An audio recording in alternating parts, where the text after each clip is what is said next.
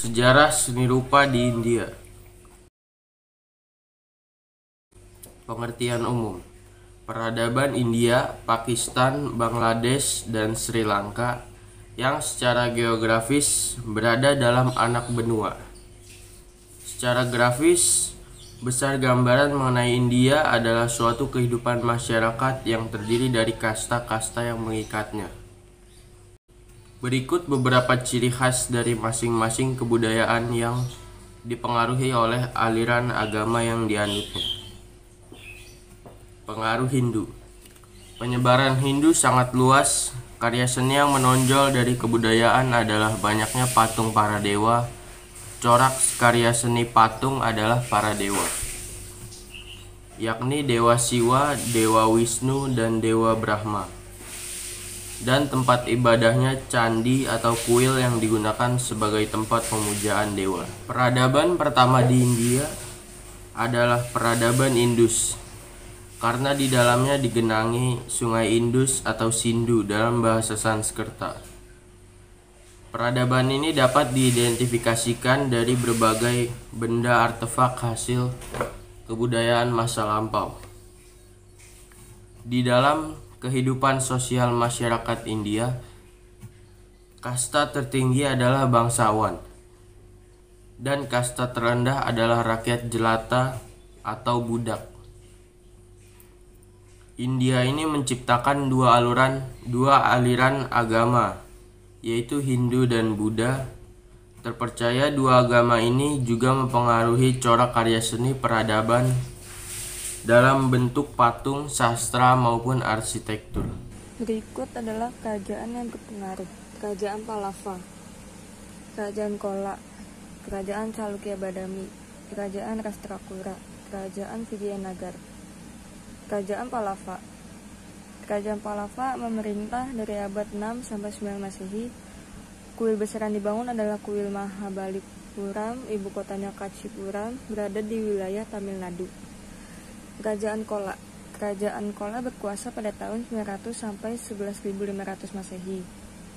Raja Chola dan putranya, Rajendra Chola Rulet, membangun kuil Brihadeswara, kuil Siwa Tanjavur. Kerajaan Chalukya Badami. Kerajaan ini diperintah oleh Badami pada tahun 543 sampai 753 Masehi, yang menghasilkan arsitektur yaitu Lenggam Vesara. Contoh yang paling bagus daripada kuil ini adalah nampak pada kuil Patadakal, Aihole, dan Badami. Lebih dari 150 kuil yang tertinggal di lembah Mahaprabha. Kerajaan Rashtrakuta memerintah pada tahun 753 sampai 973 Masehi oleh Gulbarga, membangun beberapa kuil Dravida di Ellora atau kuil Kailas Nasta. Deca ini memerintah dari tahun 973 sampai 1180 Masehi, menghasilkan langgam Chalukya yaitu Lenggam Gadak. Raja Hoysala memerintah India Selatan tahun 1180 sampai 1343 Masehi dan mengembangkan arsitektur. Kerajaan Vijayanagar memerintah tahun 1343 sampai 1565 Masehi, membangun kuil di ibu kota Vijayanagar. Elemen yang dihasilkan yaitu pilar yali atau bersimbol kuda, balustrade atau parapets, pilar berhias atau manatapa. Arsitektur Hindu di India dibagi atas 3 langgam. 1. Langgam Hindu Selatan, langgam Utara atau Hindu Arya, langgam Kashmir atau Punjab. Langgam Hindu Selatan dipraktekkan oleh bangsa ras Tamil dan seluruh wilayah yang terletak pada antara Cape Comoros dan Nerbudda atau wilayah Vidya.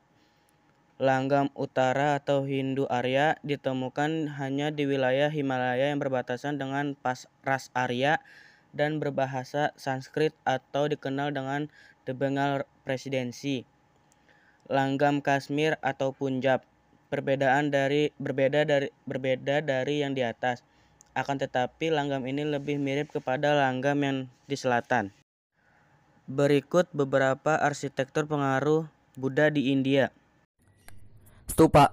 Stupa adalah monumen untuk memperingati Buddha dan para pengikutnya. Berbentuk setengah bulatan yang secara filosofis melambangkan kubah surga, atau melambangkan struktur komis yang menetap terbuat dari batu, atau tanah, atau material lainnya dengan struktur dan konsep arsitektural. Bangunan stupa terdiri dari beberapa bagian atau elemen yang membentuk satu konsep arsitektur. Yasti. Yasti berbentuk 3 lapis payung yang melambangkan paksi dunia. Torana, gerbang atau jalan pintu masuk ke dalam stupa yang berasal dari bahasa Sanskerta. Harmika. Harmika yaitu pagar 4 segi stupa memberi peringatan surga 33 tahun, lambang dari peti suci Buddha dan menjadi sentral dan meditasi. Tamba, tiang yang bertuliskan ukiran ayat-ayat suci dari kitab Pali berfungsi sebagai alat sebaran agama Buddha. Cahitya Griha adalah tempat meditasi para Sami Buddha dalam mempelajari ajaran Buddha. Kata ini berasal dari bahasa Sanskerta yang artinya tempat suci. Contoh cahitya yang paling bagus terdapat Ajanta dan Ellora. Monasteries atau vihara. Monasteries merupakan asrama atau tempat tinggal para Sami Buddha selama mereka bermeditasi. Vihara terdiri dari ruang-ruang sel kecil yang terisolasi, dan ruang bersama berupa hal yang dikelilingi oleh tiang-tiang atau portiko yang merefleksikan ruang komunal dari asrama, sehingga vihara dikenal sebagai hal dengan serambi.